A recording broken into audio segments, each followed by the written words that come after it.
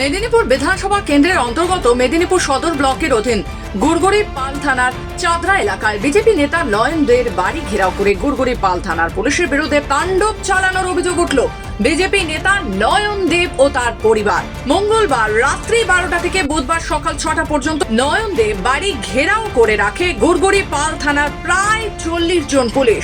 অভিযোগ, মঙ্গলবার রাতে আচমকা নয়নদের বাড়ির দরজায় লাথি মারে পুলিশ।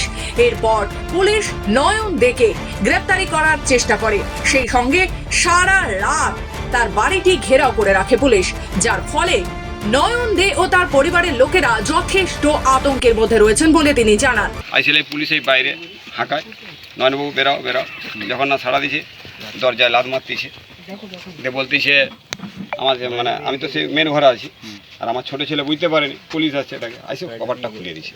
যে কভারটা খুলে দিছে ভিতরে ঢুকে গেছে সব 15-20 জন ভিতরে, বাইরে আছে যে ঢুকে গেছে, দিয়ে আবার ভিতর কোর্টে আমি যেটা আছি সেটাই আবার লাদ মারতেছে, দিয়ে আমার বৌমারকে চাপ দিচ্ছে, বেটারকে চাপ দিচ্ছে, তোর বাবাকে ডাকো, তোমার শ্বশুরকে ডাকো, নাহলে তোমরাকে অ্যারেস্ট করে নিয়ে যাবো। বিজেপি নেতা নয়ন দে বলেন, আমার বিরুদ্ধে কোনো অভিযোগ নেই, আমার অপরাধ একমাত্র আমি বিজেপি করি।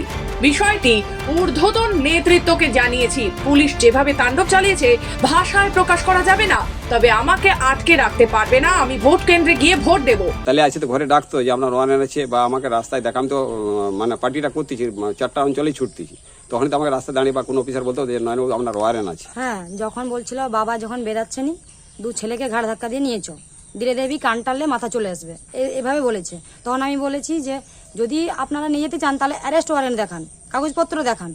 তাহলে অ্যারেস্ট ওয়ারেন্ট যদি এখন অভিযোগ করতেছে তাহলে তখন কেন অ্যারেস্ট ওয়ারেন্টটা বের করাননি? অবশেষে বেলা 11টা নাগাদ বিজেপি প্রার্থী শুভজিৎ রায় এসে দলীয় কর্মীকে নিয়ে বুথ কেন্দ্রে গিয়ে ভোট দান করেন। মেদিনীপুর থেকে নিজস্ব প্রতিনিধি রিপোর্ট, খবর বাংলা।